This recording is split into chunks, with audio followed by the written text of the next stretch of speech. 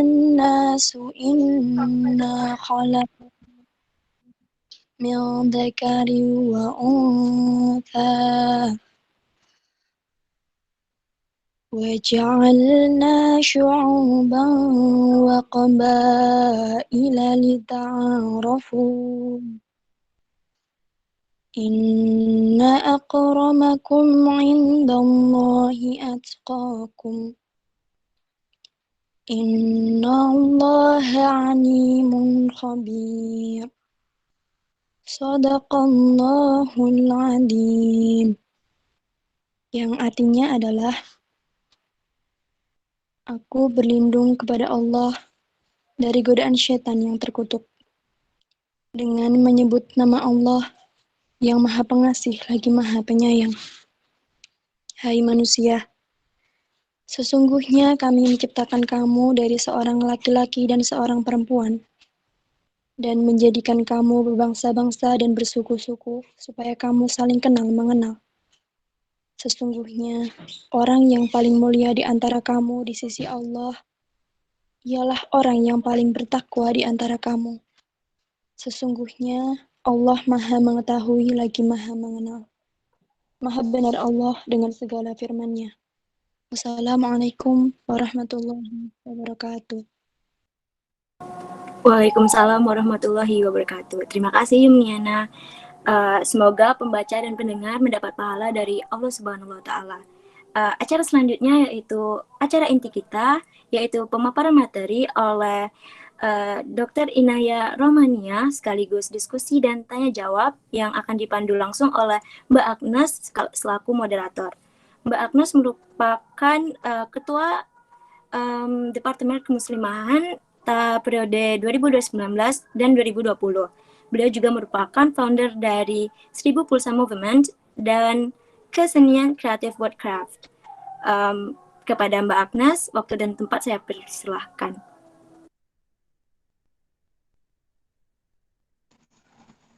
Baik, terima kasih Mbak Akila atas kesempatannya. Baik, sembari menunggu Ibu Inayah masuk ke dalam room meeting kita pada sore hari ini, kira-kira apakah teman-teman berkenan jika kita mengadakan sesi foto terlebih dahulu? Sembari mempersiapkan jika nanti Ibu Inayah sudah masuk ke dalam ruangan, kita sudah bersiap untuk foto, seperti itu ya. Monggo teman-teman bisa persiapan dulu.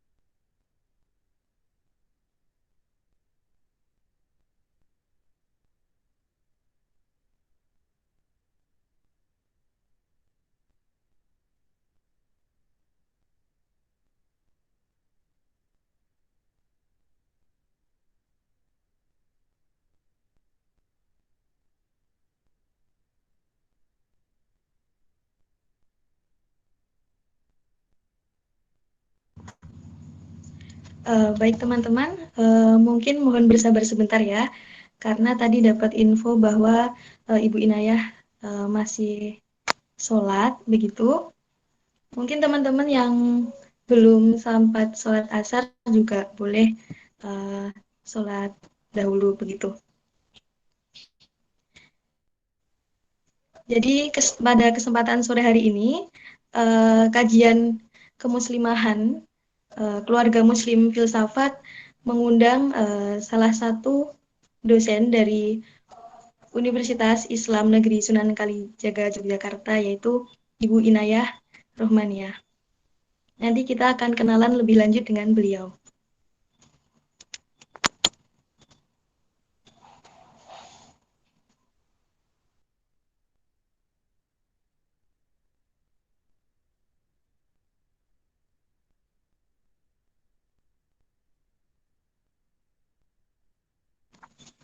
Baik, sepertinya Ibu Inayah sudah bergabung di dalam room kali ini, teman-teman. Mungkin saya sapa terlebih dahulu ya. Assalamualaikum, selamat sore Ibu Inayah. Waalaikumsalam. Suara saya terdengar nggak ya? Alhamdulillah sangat jelas Ibu. Nah, oke. Ini soalnya Iya. saya nggak pernah pakai Google Meet, jadi masih meraba-raba ini. Ibu. Terima kasih Ibu. Izinkan saya melanjutkan rangkaian acara pada sore hari ini. Sebelumnya saya ucapkan terima kasih kepada peserta yang telah hadir pada kesempatan kali ini. Saya akan membacakan CV pembicara atau penyaji kita pada sore hari ini, yaitu beliau bernama Dr. Inayah Rohmaniah SAG MHum MA, lahir di Banyumas Oktober 1971. Beliau merupakan dosen di Universitas Islam Negeri Sunan Kalijaga di Fakultas Usluhuddin dan Pemikiran Islam. Mengenai riwayat studinya, yaitu untuk sarjana S1, beliau menempuh pendidikan di UIN Sunan Kalijaga, jurusan tafsir dan hadis pada tahun 1990 sampai 1995. Dilanjutkan menempuh pendidikan di jurusan filsafat Universitas Gadjah Mada pada tahun 2001. Lalu beliau juga lanjut studi dengan program Religion Studies di di Arizona State University USA pada tahun 2004 sampai 2006. Banyak sekali karya-karya beliau, baik riset maupun buku. Gitu.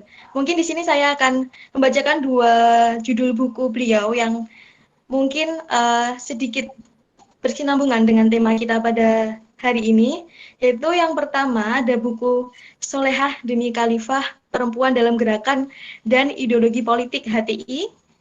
Ini diterbitkan pada tahun 2020.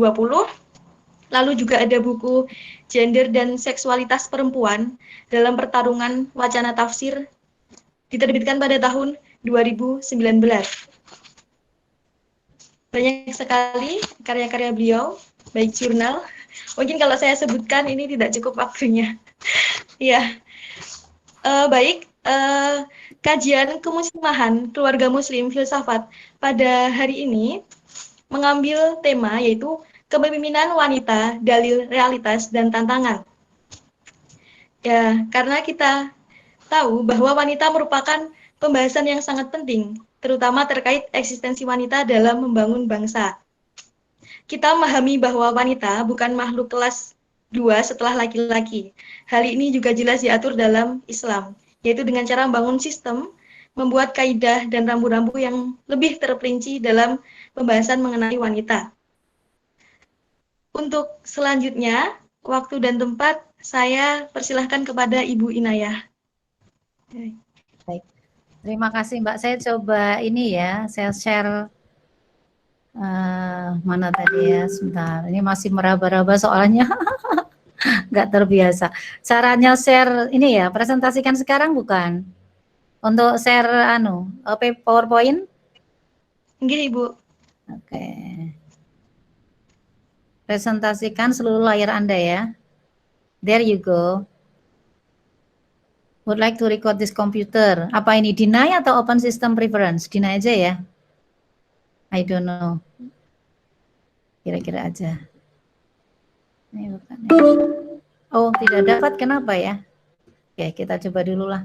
Saya sebenarnya udah nyiapin ini banyak biar teman-teman bisa ikut membaca, karena ini kebanyakan mahasiswa bukan pesertanya? Iya, sepertinya begitu, Bu. Oke. Ada yang bisa ini caranya share screen gimana ya? Biasanya harus admin, Bu. Oh, harus admin ya?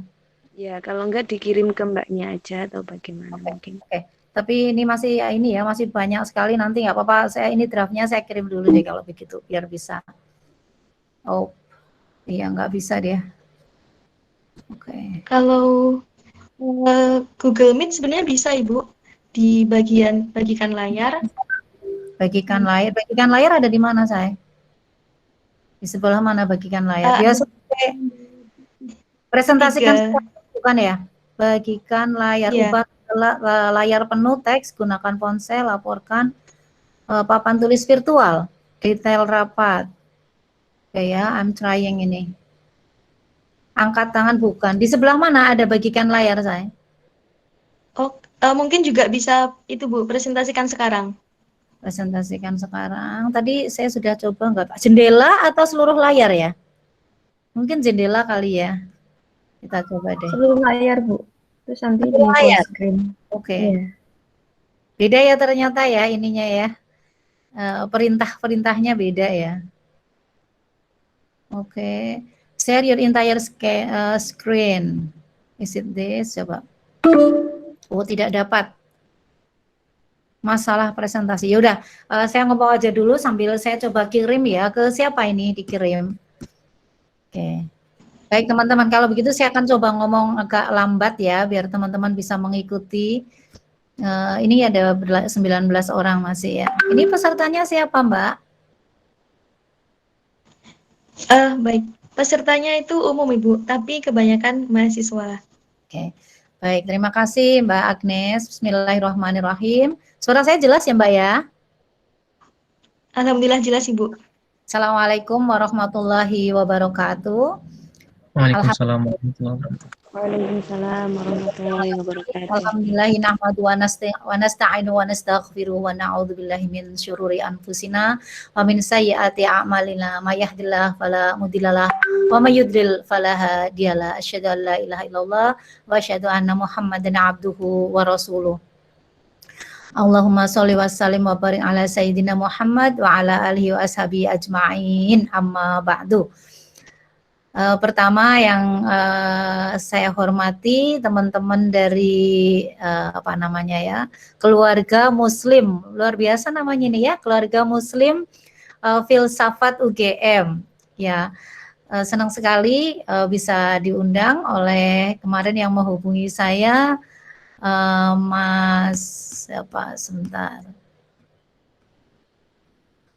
Mas Tito ya, Mas Tito, terima kasih Mas Tito, mudah-mudahan Mas Tito juga ada di sini, dan terima kasih juga Mbak Agnes dan teman-teman semua yang tergabung dalam keluarga Muslim Filsafat UGM. Terima kasih kepada semua yang sudah memberikan waktu kepada saya untuk sebenarnya sharing aja ya, sharing karena kebetulan memang selama ini concern saya di situ. Isu perempuan dan juga kebetulan memang background saya dari tafsir hadis ya, sekarang sudah jadi ilmu Al-Quran dan tafsir dan ilmu hadis, dan sholawat dan salam juga tentu ya. Pertama tentu kita bersyukur karena saya lupa menyampaikan ini yang paling penting di dalam forum seperti ini, bahwa kita masih diberikan kesehatan teman-teman. Itu adalah nikmat luar biasa yang harus kita syukuri, karena banyak ya saudara-saudara kita ini hari ini saja saya baru tadi mengantar pemakaman salah satu dosen kami dan keluarga kami di Banyumas juga ada yang meninggal karena COVID. Dan alhamdulillah ini teman-teman di sini kayaknya cerah-cerah semua, sehat semua. Mudah-mudahan kita selalu diberikan lindungan dan sehat selalu sehingga bisa menjalankan ibadah puasa dengan baik. Sholawat dan salam juga tidak lupa kita selalu curahkan kepada junjungan kita Nabi besar Muhammad SAW. Teman-teman yang saya hormati dan saya cintai karena kayaknya masih muda-muda ini ya. Saya jadi ingat ketika masih muda banyak diskusi soal isu perempuan dalam Islam ya. Ketika seumuran kalian ini kayaknya mahasiswa-mahasiswi ya. Kalau ada yang dosen-dosen juga senang saya kalau bisa share nanti dengan Bapak Ibu dosen yang mungkin bergabung. Ada 31 orang di sini. Baik, saya diminta oleh panitia untuk mendiskusikan atau share tentang kepemimpinan perempuan gitu. Di dalam Tor yang dibaca, saya membaca itu saya nggak tahu yang nulis Mbak Mas Tito atau Mbak Agnes yang jelas panitia ya. Itu panitia menulis begini. Banyak dalil di dalam Islam meletakkan perempuan atau wanita sebagai makmum atau pengikut. Namun tuntutan zaman akhirnya hal tersebut perlahan berubah. Banyak wanita yang menduduki tatanan kepemimpinan. Kepemimpinan tidak selalu diibaratkan menjadi pemimpin, bahkan dalam fitrahnya mendidik generasi, wanita juga menjadi pemimpin untuk anak-anaknya. Adakah dalil atau pandangan kontekstual yang mendukung posisi wanita sebagai pemimpin dan tetap menjalankan pada fitrahnya sebagai perempuan? Nah, itu pertanyaan dari panitia. Dan kemudian saya baca targetnya agar saya tidak salah target, nanti diluruskan ya Mbak Agnes, Mas Tito kalau nanti tidak sesuai dengan request. Karena ini saya siapkan bahan banyak sesuai dengan nanti kebutuhan teman-teman apa. Baik Ibu. Ya, untuk memberi. Untuk filenya mungkin bisa dikirimkan ke Mas Tito, nanti akan dibantu untuk share screen-nya. Siap ya. Baik. Tapi saya tidak bisa mengoperasikan nanti ya. Jadi nanti saya akan minta Mbak salah satu mungkin Mas Tito untuk misalnya scroll down, scroll up gitu ya, karena karena mungkin akan sebentar. It's not available in the revision of PowerPoint. Sebentar. Oke, saya kirim dulu ke Mas Tito ya. Shift S saya taruh di desktop biar gampang ya. Oke. Saya kirim ke PE. Kenapa dia? The shape of any text in cannot be edited when it's used represent a PowerPoint slide to. Oke, nanti aja ini kayaknya save anyway. Ini mungkin dia bilang ada kerusakan PowerPoint gitu, tapi it's okay ya. Yang penting saya bawa aslinya, nanti teman-teman bisa dipresentasikan, dilihatin yang versi yang ini ya. Oke. Dan ada dua hal yang ingin di-highlight oleh panitia kalau saya baca. Yang pertama adalah tentang dalil, urusan dalil mendalil itu, dan yang kedua adalah urusan sejarah ya. Bagaimana sebenarnya sejarahnya? Apakah memang perempuan itu di dalam sejarahnya tercatat pernah menjadi pemimpin gitu? Mungkin ya dugaan saya ya, atau seperti apa sejarah bicara tentang atau menggambarkan tentang kepemimpinan perempuan. Saya kira itu yang akan saya bicarakan. Ini sebenarnya urusannya nanti urusan yang kompleks ya, karena banyak hal yang sebentar, ini kok nggak bisa lagi, kenapa ini sebentar, di desktop kok dia nggak muncul. Ini kepemimpinan, kayak saya kalau langsung gini bisa nggak ya? Oh bisa, yeay, Apple ini bagus sekali ya. Oh dia bisa, oke sip. Tunggu, ternyata bisa cuma di drag aja, alhamdulillah. Oke, there you go. Ini benar-benar ya, karena teknologi itu memudahkan, tetapi sometimes kita bikin ini juga ya, dibikin jadi. Udah dikirim ya Mas? Oke, masih muter-muter. Masih muter-muter. Just wait for a second. Oke, sambil saya ngomong ya, ini sambil nunggu yang muter-muter, nggak apa-apa. Jadi saya akan berbicara itu ya, gambaran bagaimana Islam memandang kepemimpinan wanita atau perempuan baik secara dalil maupun historis, dan memberikan gambaran bagaimana tantangan dan apa yang perlu ditingkatkan ya. Dan saya senang karena di sini banyak laki-laki, itu artinya bahwa laki-laki juga mendukung ya tentang isu ini. Setidaknya ini banyak laki-laki yang belum menikah kayaknya, jadi nanti siap ketika harus berbagi kepemimpinan dengan istri ya, kalau kalian menikah nanti.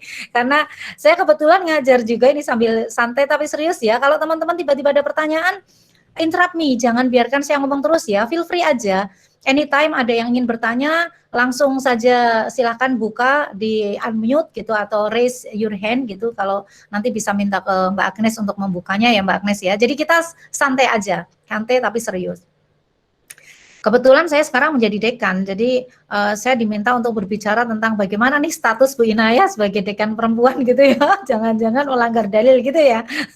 Dan dan kebetulan memang concern saya ke isu perempuan ya, jadi saya paling senang nih kalau suruh ngomongin yang gini-gini.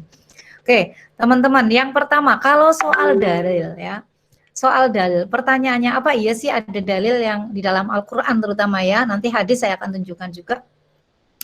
Mas Tito ada di sini, sudah bisa ini Mas, sudah bisa buka file saya?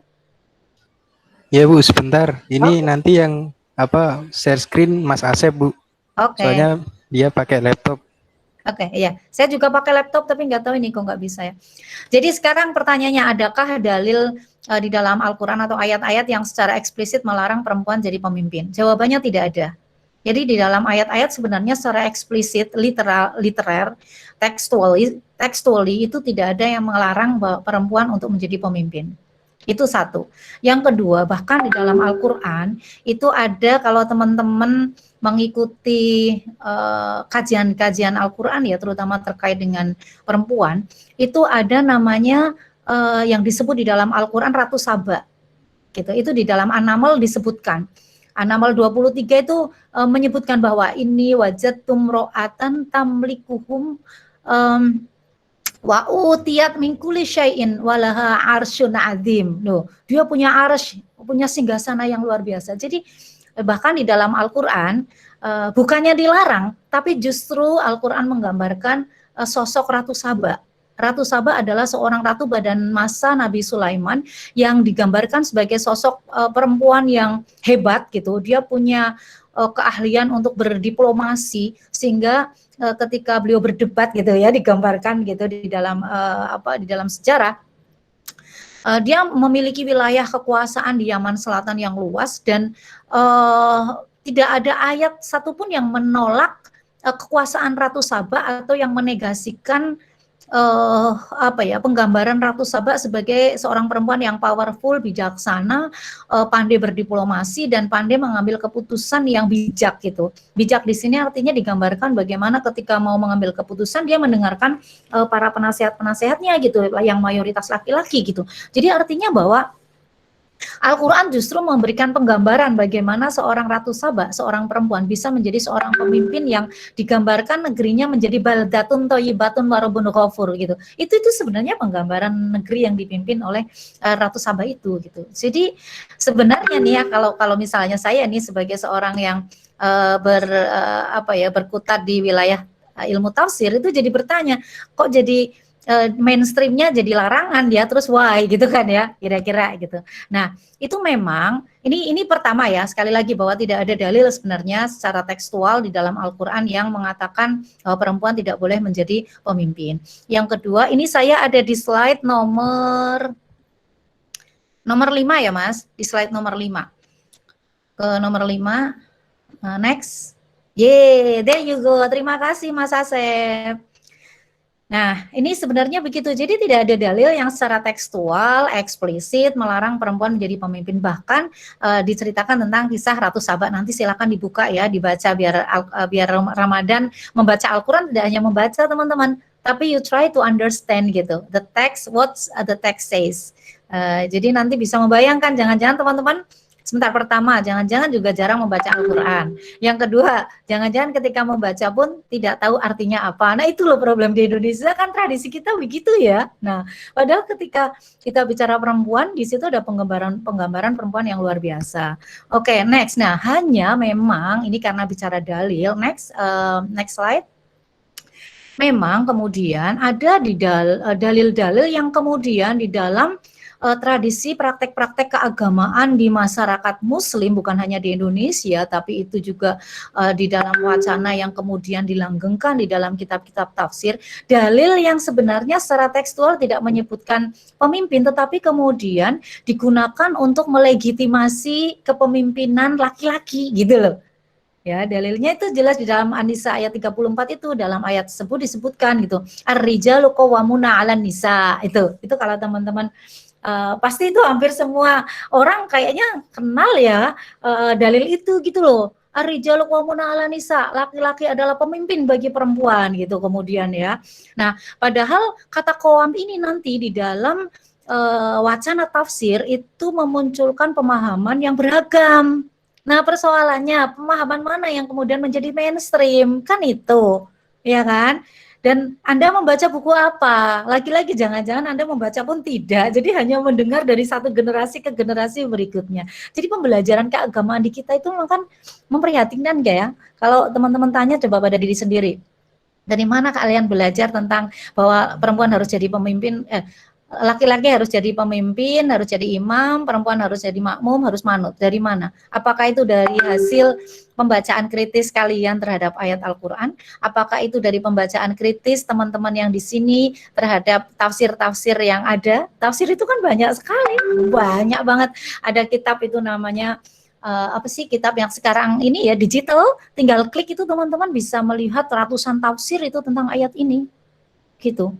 Jadi itu persoalannya teman-teman. Memang sekali lagi ya, ada ayat yang kemudian sering digunakan untuk melegitimasi bahwa yang seharusnya menjadi pemimpin adalah laki-laki. Saya tidak mau menerjemahkan qawam biar teman-teman tahu, karena ujung pangkalnya di situ, di bagaimana menafsirkan kata qawam. Ya, bahwa dalam ayat disebutkan secara literal, ar-rijalu qawwamuna 'alan nisa bima faddalallahu ba'duhum 'ala ba'din wa bima anfaqu gitu. Dan karena Allah telah memberikan kelebihan kepada sebagian mereka, karena ini sebenarnya bukan dan karena mereka laki-laki memberikan nafkah gitu kepada perempuan. Jadi kata karena Allah telah memberikan kelebihan kepada sebagian mereka. Nah, itu nanti para mufasir memperdebatkan nih. Pertama, qawam itu artinya apa? Hum dalam kelebihan mereka itu mereka siapa? Apakah mereka itu laki-laki? Dan karena bima anfaku itu memberi nafkah, karena saat itu memberi nafkah kepada perempuan, maka menjadi qawam, kan gitu. Dan ada hadis tidak akan beruntung satu bangsa yang menyerahkan urusan kepemimpinan kepada perempuan. Itu hadisnya la yuflihal qaumu walam ro'ahum ro'atan, gitu kira-kira. Mari kita lihat bagaimana spektrum penafsiran tentang ayat ini dan bagaimana spektrumnya tentang penafsiran terhadap hadis ini, kan gitu ya, karena teman-teman ini kan akademisi, jadi mau nggak mau harus terbuka pemikirannya, karena lagi-lagi kita juga harus kritis ya, anak muda, ini kan kalian muda-muda, itu jangan sampai kehilangan critical thinking, nalar kritis. Jadi kalau mendengar orang mengatakan Islam mengatakan, Anda harus kritis dulu, ini Islam maksudnya dalil yang mana, dalil yang ditafsirkan oleh siapa, itu penting. Gitu, karena nanti tafsiran orang yang berbeda juga akan memunculkan tafsiran yang beragam juga gitu. Oke, next slide 7. Nah, memang para teolog dan mufasir klasik terutama pada umumnya memahami bahwa statement ini secara normatif melegitimasi posisi superioritas laki-laki. Ini misalnya dalam tafsir yang sering dibaca di UIN nih, tafsir Ibnu Katsir, tafsir At-Tabari, tafsir Az-Zamakhsyari gitu. Namun meskipun demikian, mereka juga mengakui bahwa ayat tersebut itu tidak ditujukan kepada masyarakat pada umumnya gitu. Itu hanya masyarakat pada umumnya pada saat itu dan bukan setiap perempuan, karena mereka juga mengakui loh ada perempuan yang jauh lebih baik dari banyak laki-laki seperti Aisyah, Khadijah gitu. Jadi bahkan mufasir klasik pun tidak bisa mengingkari bahwa banyak perempuan-perempuan luar biasa sebagaimana Aisyah, Khadijah, kemudian banyak perempuan yang diceritakan dalam sejarah Nabi, misalnya para istri Nabi, misalnya siapa, Maria Kiptiyah misalnya, itu banyak loh perempuan-perempuan yang sebenarnya juga diakui mempunyai leadership yang sangat kuat. Oke, next. Jadi saya mendobrak penafsiran yang tunggal ya, yang mungkin di kepala teman-teman ini. Dan sebenarnya banyak juga mufasir dan tokoh-tokoh pemikir kontemporer ya, misalnya Asghar Ali Engineer dari India. Kalau di Indonesia Pak Quraish Shihab, ada Pak Nazarudin Umar, beliau juga ahli tafsir ya, dan beliau menulis buku tentang argumentasi kesetaraan gender dalam Al-Quran. Dan menurut orang seperti Azkar El-Engineer misalnya, interpretasi yang paling tepat terhadap kata qawam itu adalah pendukung, bukan pemimpin. Bahkan kalau teman-teman membaca terjemahan Al-Quran yang sekarang, itu tidak lagi qawam itu diartikan pemimpin, tapi pelindung. Kalau tahun 2000, sebelum tahun 2000-an, ada mahasiswa saya ada yang meneliti tentang genealogi penafsiran, genealogi konstruksi gender dalam penafsiran Kementerian Agama, itu melihat bahwa sebelum tahun 2000, qawam itu di dalam tafsir yang dikeluarkan oleh Kementerian Agama Republik Indonesia itu diterjemahkan sebagai pemimpin, tapi sekarang tidak. Ini tafsir yang standar Kemenak ya. Jadi terjemah Al-Quran, terjemah Al-Quran standar Kemenak. Itu sekarang menerjemahkan qawam itu dengan pelindung. Coba bayangkan. Ini memang bahasa Arab dari kata qawama yang artinya adalah tegak. Gitu. Karena bukan rois. Kalau rois memang dia pemimpin ya, misalnya atau qaid itu memang pemimpin, tapi qawam itu sebenarnya tegak, kuat gitu. Tegak dan kuat. Jadi statement di atas sebenarnya tidak mengandaikan superioritas laki-laki kalau menurut Azkar El-Engineer atau mungkin Profesor Nazarudin Umar ya, kalau dalam konteks Indonesia. Karena laki-laki adalah pendukung kemampuan perempuan karena mereka pemberi. Jadi gini, kalau menurut penafsiran ulama termasuk yang di Indonesia lah ya, yang mudah saja misalnya Prof. Nazarudin Umar. Prof. Nazarudin Umar itu adalah Imam Masjid Istiqlal kalau teman-teman tahu. Sekarang beliau adalah imam besar Masjid Istiqlal. Nah, dalam penafsiran beliau, ar-rijalu qawwamuna 'alan nisa. Rijal itu bukan laki-laki bahkan. Menurut beliau rijal itu adalah maskulinitas. Iya coba. Jadi nanti penafsirannya beliau ar-rijalu qawwamuna 'alan nisa. Maskulinitas itu lebih qawam ketimbang feminitas. Dan ketika seseorang yang maskulin itu dialah yang mencari nafkah, maka yang mencari nafkah itulah yang maskulin. Dan karena dia mencari nafkah, maka dia qawam. Dan itu bukan laki-laki gitu. Maskulinitas itu adalah sifat-sifat yang dianggap sebagai sifat kelelakian, sifat jantan, kira-kira gitu. Ya, itu maskulinitas. Dan feminitas itu adalah sifat-sifat yang dianggap sebagai sifat yang yang kebetinaan gitu kira-kira, dan itu konstruk gitu. Dan menurut Prof. Nazarudin Umar sebagai Imam Masjid Istiqlal, ar-rijal itu adalah beda dengan ketika Al-Quran menggunakan istilah misalnya yang selain rijal itu apa? Rijal qawwamuna 'alan nisa. Di dalam ayat Al-Quran untuk mengatakan laki-laki itu seperti perempuan itu juga tidak hanya nisa, ada al-mar'ah. Ya kan teman-teman bisa pernah dengar ya istilah mar'ah. Gitu. Itu juga beda nanti artinya dengan nisa misalnya. Sama dengan rijal. Rijal itu beda dengan zakar. Nah, saya sorry ya, ini udah menjelang buka puasa, jadi kadang ini kepalanya loadingnya agak lambat. Ya dan ketawa, maklum ya. Jadi ketika zakar itu memang dia laki-laki gitu.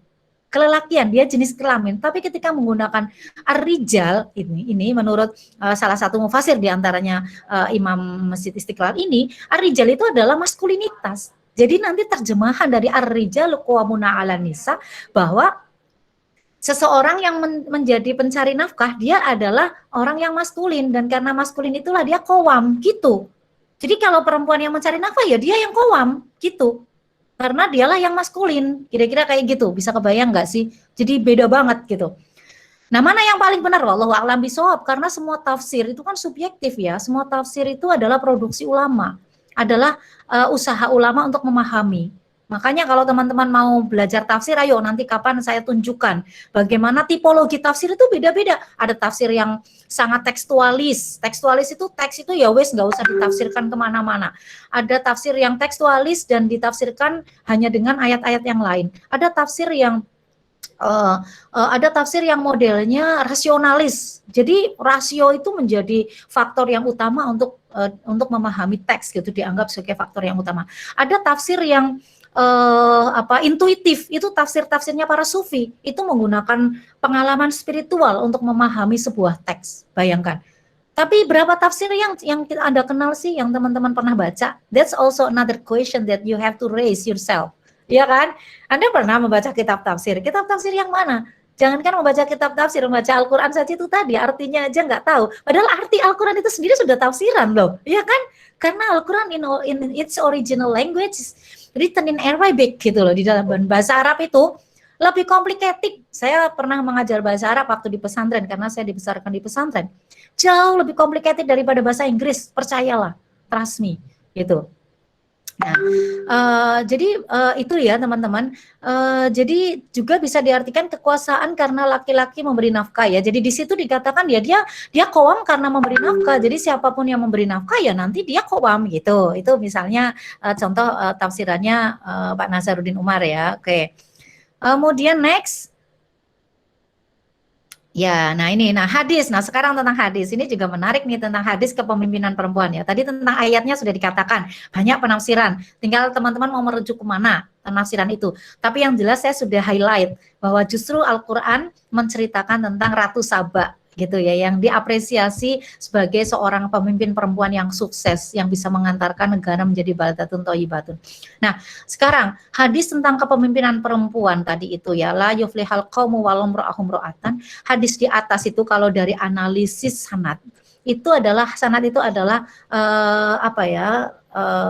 kalau dalam bahasa ininya adalah rentetan ini loh, rentetan transmitter. Nah, kalau bahasa ininya transmitter ya. Jadi hadis yang ditransmisikan oleh segelintir sahabat. Jadi sebenarnya ini tidak kuat karena hanya ditransmisikan oleh segelintir sahabat gitu.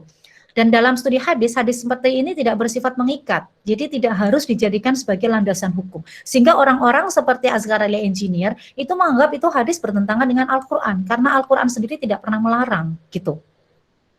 Oke, kemudian bahkan Maulana Umar Ahmad Usmani menunjukkan bahwa hadis ini Fatimah Mernisi di dalam bukunya setara equal before Allah itu juga menunjukkan bahwa hadis ini itu belum ada loh, sebelum terjadinya perang unta antara Aisyah dan siapa? Ali bin Abi Thalib. Jadi sebelum terjadinya kisah perang antara Aisyah, istri Nabi terakhir yang termuda, bukan terakhir, yang termuda ya, istri Nabi yang termuda, dan Ali bin Abi Thalib gitu, itu belum ada gitu. Jadi ini sebenarnya kurang lebih ini ya secara politis itu hadis keluar untuk menghambat Aisyah dan partainya gitu. Karena sebelumnya nggak ada, sehingga banyak yang menduga hadis ini adalah hadis yang memang digunakan secara politik oleh lawan politiknya Aisyah gitu untuk menghambat Aisyah. Nah sekarang Aisyah sendiri siapa? Beliau adalah istri Nabi gitu. Masa ya si istri Nabi tidak tahu bahwa Nabi melarang dia jadi pemimpin, bahkan dia menjadi pemimpin perang. Itu sajalah gambaran sederhananya ya. Aisyah sebagai istri yang sangat dekat dengan Nabi dan banyak, nanti saya akan tunjukkan siapa Aisyah sedikit ya, banyak meriwayatkan hadis karena beliau yang paling sering bersama Nabi, beliau memimpin perang gitu. Dan itu perang unta itu digambarkan dengan sangat heroik gitu loh, meskipun akhirnya beliau kalah ya karena banyak versi. Tapi yang jelas beliau memimpin perang gitu. Dan kedua hadis baru dikemukakan jadi kira-kira 23 tahun loh setelah Nabi Muhammad wafat. Bisa kebayang nggak sih? Itu it's long time ago gitu loh. After the death of the Prophet. Oke, next. Ketiga. Nah, ini yang next slide-nya Mas Asep. Nah, hadis ini dikemukakan pada saat konflik antar partai Aisyah dan partai Ali. Jadi jangan kira loh ya, masalah hadis ini juga masalah krusial historically karena teman-teman panitia meminta saya bicara tentang historis. It's good to have historical awareness gitu. Karena apa? Karena hadis itu ya, zaman Abbasiyah dan Umayyah saja, Umayyah nggak mau loh menerima hadis yang di dalam rentetan perawinya itu ada orang dari Bani Abbasiyah. Sebaliknya juga begitu. Jadi bisa kebayang nggak sih sebegitu politisnya gitu loh. Termasuk hadis ini, itu juga muncul itu setelah adanya perang unta gitu. Ya, kalau Anda orang politik pasti mikirnya langsung loh, terus apa maksudnya gitu, kira-kira ya. Itu dari konteks munculnya. Kemudian berbagai konteks yang berkaitan dengan kemunculan hadis tidak dipertimbangkan, bahkan tidak banyak diketahui masyarakat. Nah ini saya ingin mengatakan bahwa itulah banyak gitu loh pertimbangan hadis-hadis yang melatari itu tidak diketahui oleh masyarakat. Masyarakat taunya pokoknya asal dikatakan hadis pasti dari Rasulullah gitu. Padahal banyak loh hadis-hadis yang mautu gitu, yang apa ya, hadis, bahkan hadis-hadis dhaif yang hanya seperti tadi diriwayatkan oleh satu orang gitu, atau segelintir sahabat dan tidak ditemukan pada masa Nabi bahkan gitu. Itu. Bahkan kalau dalam Fatimah Mernisi dia menjelaskan hadis ini diriwayatkan oleh seorang perawi yang menurut beliau itu dikatakan apa ya, yang dari aspek keadilan itu dipertanyakan. Tapi kalau orang-orang seperti Asgar mah gampang aja dibilang itu bertentangan dengan Al-Quran, maka itu tidak sesuai dengan spirit Al-Quran. Jadi pasti hadis itu dhaif. Banyak ulama-ulama yang mempunyai prinsip bahwa ketika berkaitan dengan konten atau matan, maka ketika hadis itu bertentangan dengan Al-Quran, maka Al-Qurannya yang harus dimenangkan, gitu. Pasti hadisnya itu yang keliru. Itu termasuk hadis tentang penciptaan perempuan dari tulang rusuk, loh, itu nggak ada loh di dalam ayat Al-Quran. Serius itu, mintilain itu tulang rusuk perempuan yang bengkok, dan yang paling bawah gitu kan, dan sebelah kiri lagi, pokoknya yang serba-serba negatif gitu ya, udah kiri bengkok paling bawah gitu kan, itu nggak ada di dalam Al-Quran. Makanya banyak juga para pemikir modern yang menolak hadis itu. Kenapa? Ya karena tidak ada di dalam Al-Quran dan itu bertentangan dengan spirit Al-Quran. Mudahnya begitu. Oke, next. Nah, sekarang dalam sejarah itu ketika berbicara dalil ya, jadi seringkali dalilnya sebenarnya hanya itu loh yang dipakai itu, tapi kok menjadi mainstream ya, itu loh yang hebat kalau di Indonesia ini. Kalau di Usuluddin mah orang udah nggak bertanya lagi ya, karena di fakultas kami itu kan fakultas filsafat, dan di fakultas ada program studi ilmu Al-Quran dan tafsir S1 dan S2. Jadi teman-teman malu kalau masih mempertanyakan itu karena semua orang di fakultas udah sering udah out of date gitulah ya membicarakan itu. Tapi baiklah, karena ini teman-teman filsafat ya, mungkin agar imbang ya antara spiritualitas dan intelektualitas ya. Tapi hati-hati juga karena spiritualitas itu juga sering berkontestasi dengan kepentingan politik gitu. Kadang sering berkelindan, karena saya juga senior kalian loh ya teman-teman yang mahasiswa, karena saya kan S2 di filsafat UGM. Jadi senior kalian ini. Jadi dan dulu saya juga, tulisan saya di UGM di filsafat itu meneliti tentang otonomi perempuan dalam Al-Quran. Kita lihat kepemimpinan perempuan dalam sejarah ya, karena teman-teman ingin bicara tentang history. Nah, di dalam sejarah teman-teman nggak usah jauh-jauh, istri Nabi Khadijah itu digambarkan sebagai, silakan buka di sejarah manapun, itu digambarkan sebagai seorang perempuan yang mandiri, cerdas, berilmu, dermawan. Kemudian dia adalah umat pertama Nabi, orang pertama yang mengakui kenabian Nabi, dan dia adalah saudagar kaya raya yang kemudian meminang ya, menjadikan Nabi sebagai suaminya ketika usia dia sudah 40 tahun dan Nabi masih unyu-unyu 25 tahun.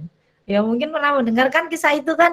Bisa kebayang nggak sih bagaimana Khadijah gitu muncul sebagai orang yang membela Nabi gitu di ketika Nabi ketakutan gitu. Jadi Khadijah itu menjadi salah satu pedagang yang paling sukses dan dikenal di Mekah gitu, karena kejujuran dan kebajikannya, dan karena kejujuran dan kebajikannya itu, karena kebaikan hatinya, dia bisa melihat Nabi Muhammad sebagai orang yang baik gitu, jujur gitu kan ya, diceritakan ya, kemudian dilamarlah menjadi suaminya kan gitu kira-kira ya gambarannya ya kalau di dalam sejarah.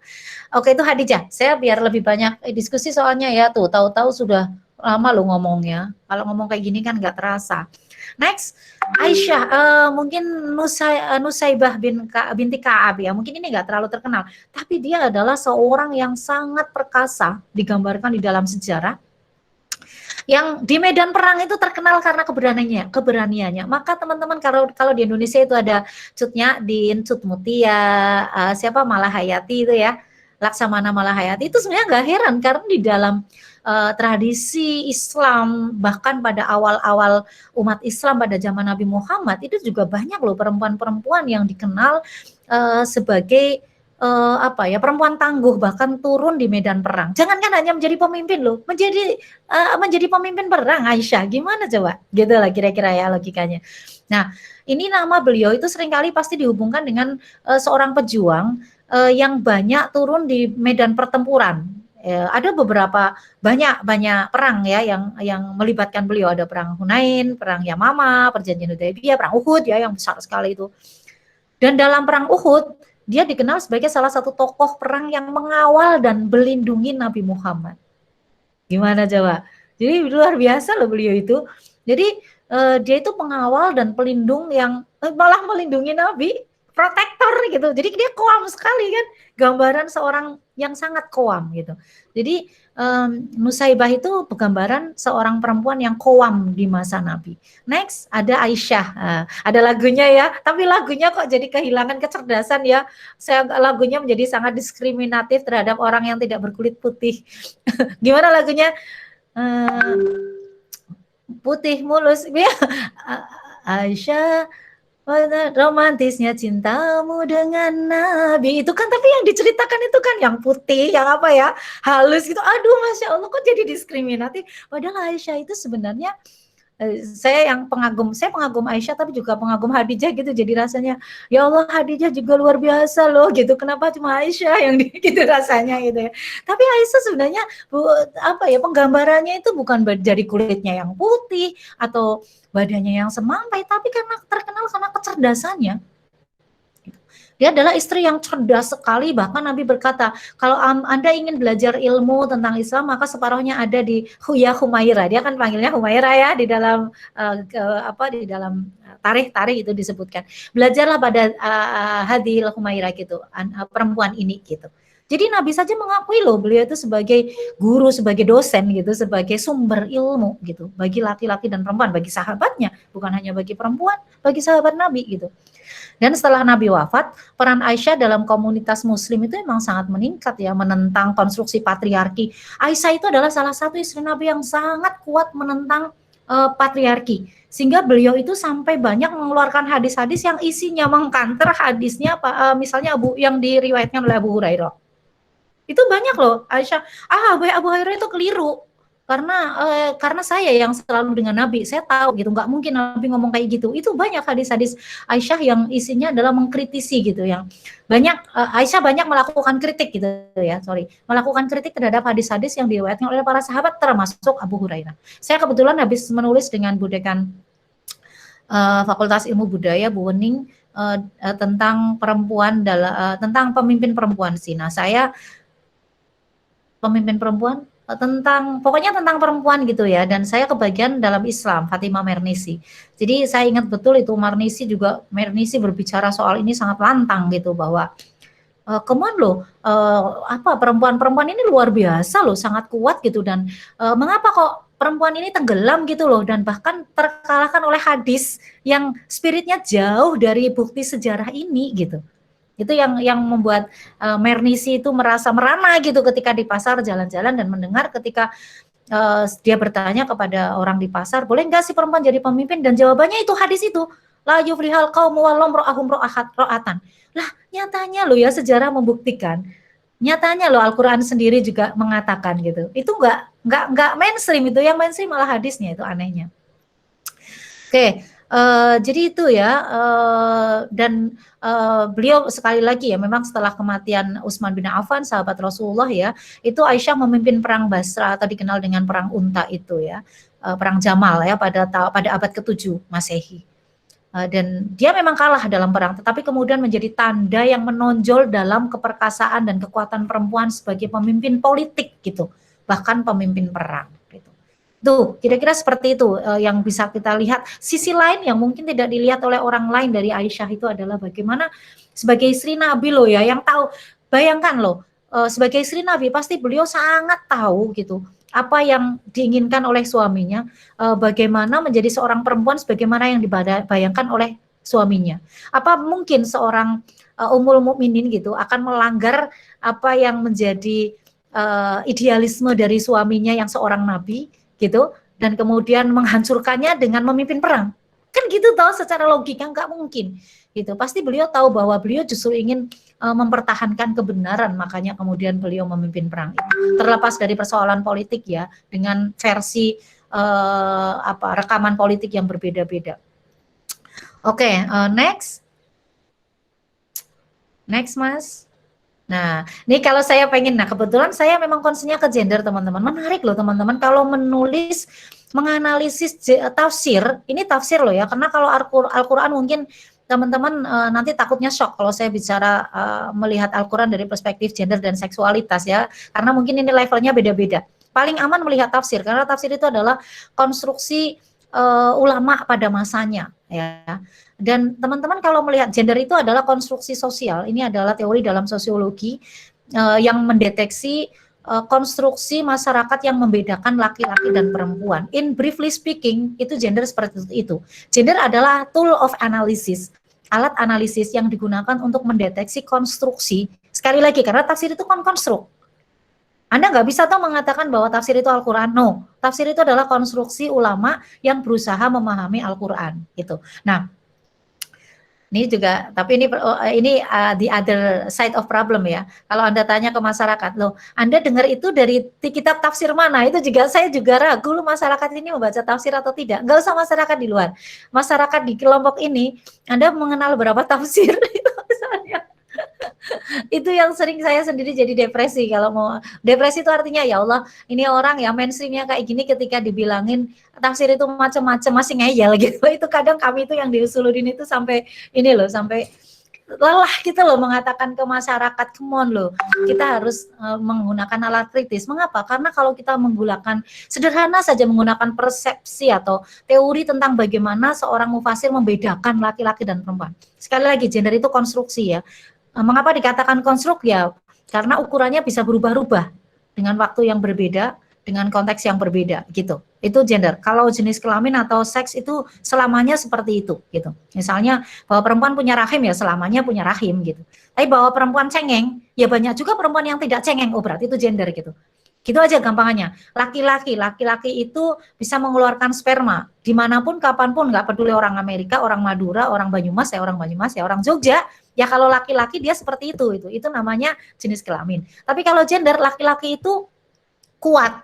Nah, kan banyak juga laki-laki yang lemah, apalagi laki-laki yang sudah renta, laki-laki yang sakit gitu. Banyak perempuan yang lebih kuat ya. Ini COVID ini ternyata perempuan malah menjadi penyelamat ekonomi ya, banyak laporan menunjukkan begitu. Artinya itulah gender gitu. Kuat, lemah, cengeng itu adalah konstruk karena dibangun, dibentuk. Oke. Nah, ini masalahnya ya, bahwa di dalam tafsir memang konstruksi yang mainstream itu memang androsentris. Androsentris itu adalah konstruksi yang menempatkan laki-laki sebagai superior.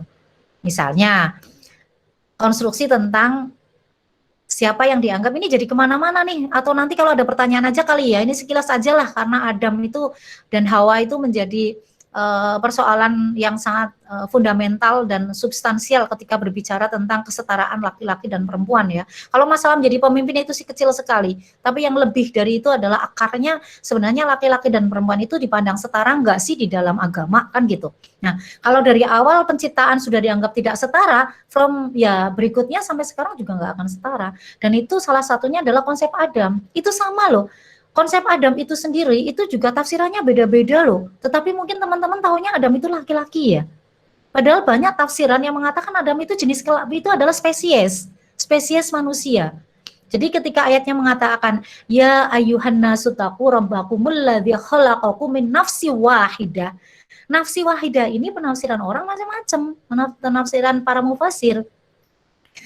Tapi kemudian yang mainstream itu seolah-olah bahwa Adam itu pasti nafsu wahidah itu pasti Adam gitu. Dan zauj itu adalah Hawa, padahal bakhalaqu minha zauj, bukan zaujatuha loh. Zauj itu laki-laki loh. Gimana coba? Nah, itu menjadi perdebatan itu kalau di dalam penafsiran. Maka banyak juga mufasir yang menerjemahkan, terutama mufasir yang kontemporer dan para tokoh pemikir Islam modern ya, itu mengatakan Adam itu agar bisa nalarnya ketemu dengan ayat-ayat yang lain. Adam itu adalah spesies, itu bahwa manusia itu ya kami menciptakan engkau itu dari spesies yang sama gitu.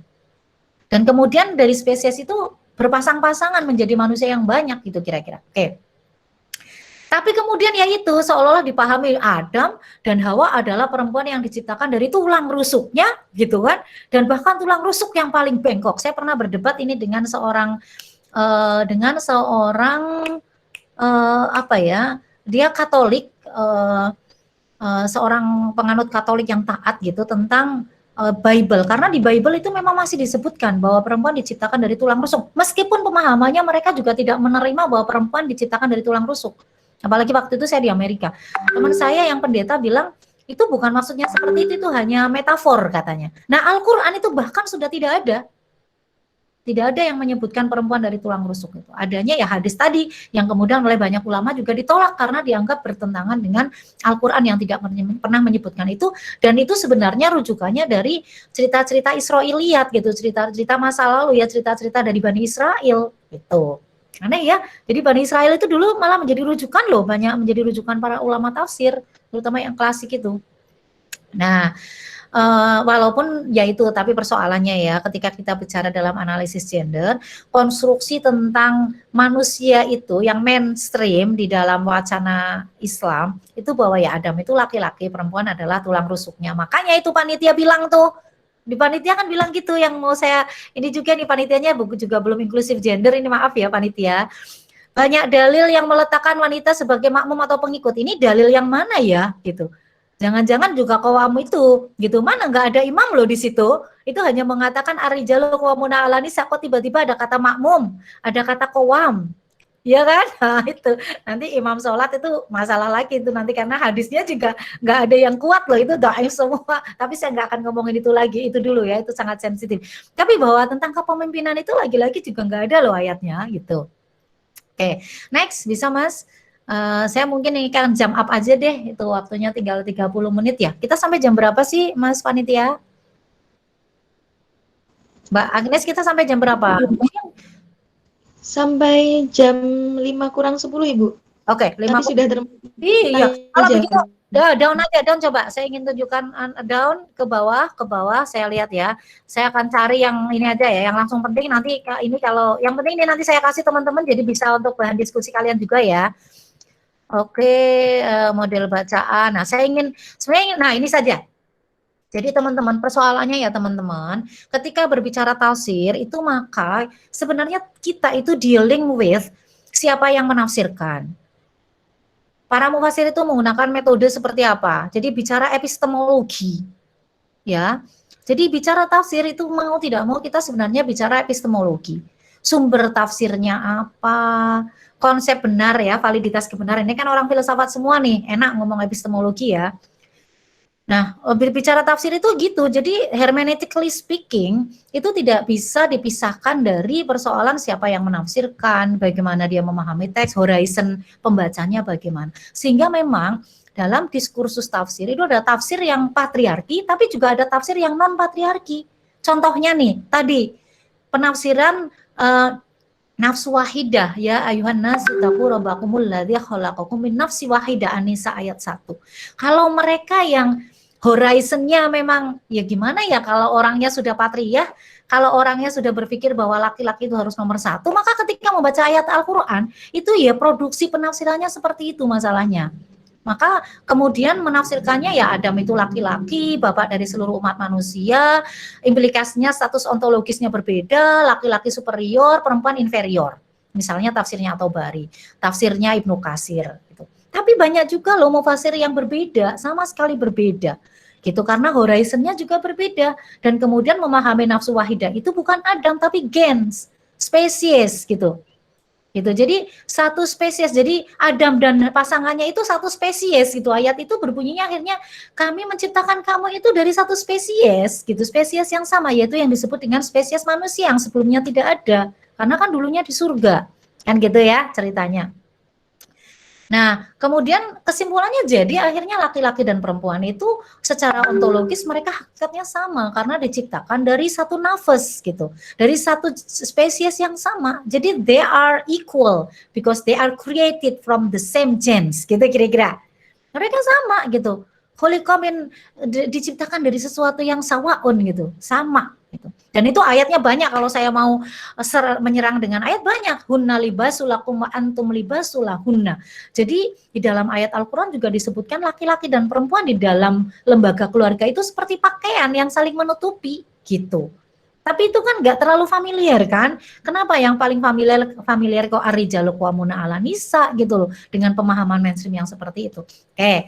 Nah, jadi dipahami dalam konteks pasangan atau dualisme bahwa segala sesuatu itu diciptakan berpasangan. Implikasinya ya status ontologisnya menjadi setara sama, misalnya tafsir Al-Manar ya yang ditulis oleh Muhammad Abduh ya, dan muridnya diteruskan karena Muhammad Abduh meninggal, diteruskan oleh Rasyid Ridha gitu. Muridnya. Oke, kemudian apalagi saya kira itu mungkin itu tinggal contoh-contoh sama tantangan lah. Tantangan nanti banyak ya. Kalau ada yang bertanya tantangan pasti eksternal internal. Eksternal ya ini nih lah banyak ya, struktur dan kultur makro yang sangat patriarki ya, sehingga kadang perempuan nggak pede jadi pemimpin. Kemudian internally perempuan juga kadang iya aku bisa mimpin gitu. Padahal perempuan sudah mimpin keluarga dari kecil ya. Seharusnya dia bisa menjadi pemimpin. Di kami di UIN sekarang dekannya 4 perempuan loh. Itu jangan-jangan karena ini ya, karena ke depan ini pemimpinnya memang harus dialogis gitu, feminin, dialogis, kolaboratif. Kan pemimpin harus begitu, itu kan feminitas. Jadi malah banyak dimiliki oleh perempuan. Oke, saya kira itu. Dan terakhir, halaman terakhir dong Mas, itu tentang, itu banyak banget soalnya. Halaman terakhir, bukan halaman terakhir, halaman berapa? Tentang prinsip tafsir, itu aja. Saya ingin membaca itu aja sih. Itu ada di, wait.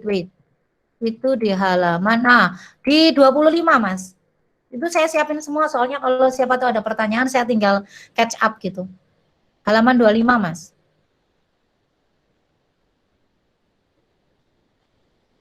Slide 25. Banyak ya slide-nya, soalnya biar teman-teman. Ini kalau di kami itu kuliah 1 semester ini 14 kali pertemuan di S1 dan S2. Saya baca ya, jadi prinsip untuk menafsirkan teman-teman, karena ini kita berkaitan dengan, ya sekali lagi ya, sebagai umat Islam, itu ajaran kita, itu kita ketahui kan dari teks ya. Persoalannya seberapa kita membaca teks. Dan yang kedua bahwa teks itu lagi-lagi itu terbuka, tergantung siapa yang membaca teks. Nah, ketika sampai pada penafsiran terhadap teks, maka sangat ditentukan oleh siapa yang membaca, dalam konteks apa, kapan, ilmunya apa. Kalau orang filsafat membaca, itu hasilnya pasti berbeda dengan orang dari hukum. Ya enggak, itu pasti. Orang dari fikih, ahli fikih membaca ayat Al-Quran, pasti produksi tafsirnya beda dengan orang filsafat. Itu pasti itu. Makanya ada tafsir itu launnya, nanti karakter tafsir ya, apa istilahnya ya, laun itu apa sih, corak. Nah, corak tafsir itu nanti ada tafsir falsafi. Tafsir falsafi itu kalau yang filosof, ada tafsir fikhi, itu tafsir yang kecenderungannya itu hitam putih fikih ya. Ada tafsir adabul ijtimai, itu sosiologis gitu. Nah makanya penafsiran itu ditentukan oleh itu ya, siapa yang menafsirkan, kapan, di mana. Nah, pemahaman terhadap sumber Islam tidak pernah tunggal meskipun sumbernya sama. Dan semua pemahaman itu sebenarnya valid dalam tradisi Islam. Jadi kita tidak bisa saling menyalahkan. Kecuali kalau itu memang bertentangan dengan nilai-nilai dasar Islam. Konsep tauhid, konsep kesetaraan, konsep musyawarah, kan gitu. Konsep kekerasan itu harus kita tolak. Kalau tafsirnya kok bernuansa kekerasan, nah itu harus kita tolak ya. Karena itu bertentangan dengan nilai atau spirit fundamental Islam. Gitu. Jadi pemahaman agama tidak sekedar persoalan salah dan benar, friends. Come on gitu guys. Ini juga persoalan relevansi dan kontekstualitas. Jadi gini, gambaran terakhir. Jangan sampai nih ya, kalian ini teman-teman yang milenial memahami agama itu dengan pola yang zaman klasik di mana belum ada komputer. Sehingga seolah-olah teman-teman ini di era milenial tapi naik onta. Ya bisa jalan, tapi tertinggal oleh yang lain. Gitu kira-kira. Saya kira itu Mbak Agnes. Kalau ada pertanyaan ya sorry nih, saya orang Banyumas, jadi kalau ngomong itu cepet ya. Pating ini. Silakan Mbak Anes kalau ada pertanyaan, masih ada 10 menit. Baik Ibu, terima kasih atas penjelasannya yang luar biasa ya. Mungkin saya akan tadi mencatat beberapa poin sedikit. Jadi gambaran Islam memandang perempuan tuh dapat dilihat dari dalil dan sejarah. Kalau yang Ibu sampaikan tadi pun dalam Al-Quran juga menceritakan di salah satu suratnya, di surat An-Naml, bahwa Ratu Saba itu menjadi perempuan yang sukses gitu. Nah, mengenai Hoam sendiri itu sebenarnya berarti pelindung gitu, bukan pemimpin. Jadi laki-laki itu pendukung kemampuan perempuan. Nah, Jadi kalau dari sukses story kejayaan umat Islam di masa lalu itu tidak terlepas dari sukses membangun sinergi antara wanita dan pria gitu. Yes. Bangun peradaban manusia yang sukses dan bermartabat hanya bisa dibangun dengan kerjasama yang harmonis dan sinergis antara pria dan wanita. Kok pintar sekali menyimpulkannya. Nanti ya Sus Agnes, nanti tak kasih buku saya ya. Pintar sekali menyimpulkan. Alhamdulillah. Terima kasih, Bu. Baik, untuk teman-teman, apakah ada pertanyaan? Pada siap-siap untuk buka ini mesti teman-teman ya. Kok hebat sekali kalian ini. Ini belum ada yang raise hand, sebentar Ibu. Oke, mungkin sambil menunggu Mbak, biasanya saya sering nih dia diminta ngomong kayak gini nih, dan biasanya kaitannya dengan keluarga, kepemimpinan. Itu pertanyaan dari teman-teman yang muda-muda ini. Terus kalau perempuannya jadi pemimpin di ruang publik, siapa yang ngurusi rumah tangga? Gitu. Biasanya pertanyaannya begitu, Mbak. Nah, kalau menurut Mbak Agnes gimana dengan framework yang saya kasih itu? Kira-kira bagaimana Mbak Agnes menerapkan teori atau framework itu ke dalam pertanyaan itu? Coba saya tanya ke Mbak Agnes nih. Ini jadi saya yang iya dong. Dapat pertanyaan. Kan biar langsung catch up gitu, Mbak. Siapa tahu ini juga ahli gender nih, Mbak Agnes. Iya. Jadi mungkin ini kalau dari salah satu surat ya Al-Baqarah mungkin ayat 228 itu kan dijelaskan dan para wanita punya hak yang seimbang dengan kewajiban menurut cara yang makruf gitu. Akan tapi para suami punya satu tingkatan lebih daripada istrinya gitu. Jadi kita sebagai perempuan juga harus percaya diri begitu, dan kita mungkin kalau di dalam kehidupan berumah tangga itu harus saling tolong menolong dan saling bantu-bantu melihat kondisi gitu. Yes. Yang lebih seperti itu mungkin Bu. Emang ini luar biasa ya Mbak. Ya Allah ini hebat loh Mbak, karena mungkin ahlinya juga ya. Kita kan belum kenal ya Mbak Agnes ya. Iya betul sekali Mbak Agnes, dan tadi itu ya bahwa laki-laki memiliki derajat lebih tinggi itu juga penafsirannya beda-beda loh Mbak. Karena itu sama dengan konteks yang qawam itu, bahwa lebih tinggi itu juga bukan sesuatu yang mutlak, tapi itu adalah sesuatu yang kondisional dan situasional. Bahwa ketika dia qawam, siapapun, nggak hanya laki-laki, perempuan pun kalau dia qawam, kalau dia memberi nafkah, ya dia jadi setingkat lebih tinggi gitu sebenarnya. Banyak yang menafsirkan seperti itu loh ya. Banyak yang menafsirkan seperti itu juga. Jadi kata-kata yang mengatakan lebih tinggi, lebih baik, lebih itu bersifat kondisional. Dan itu terbukti ya di dalam masyarakat kita juga banyak loh perempuan yang ternyata lebih kuat, mbok gendong itu lebih kuat itu di pasar ini ya. Di pasar shopping itu kuat sekali itu mereka karena terbiasa gendong seperti itu gitu. Dan kalau dalam konteks keluarga betul sekali ya, sebenarnya ayat-ayat tentang keluarga juga lebih banyak menceritakan itu tadi yang saya bilang ya, bahwa hunna libasulakum wa antum libasulahunna.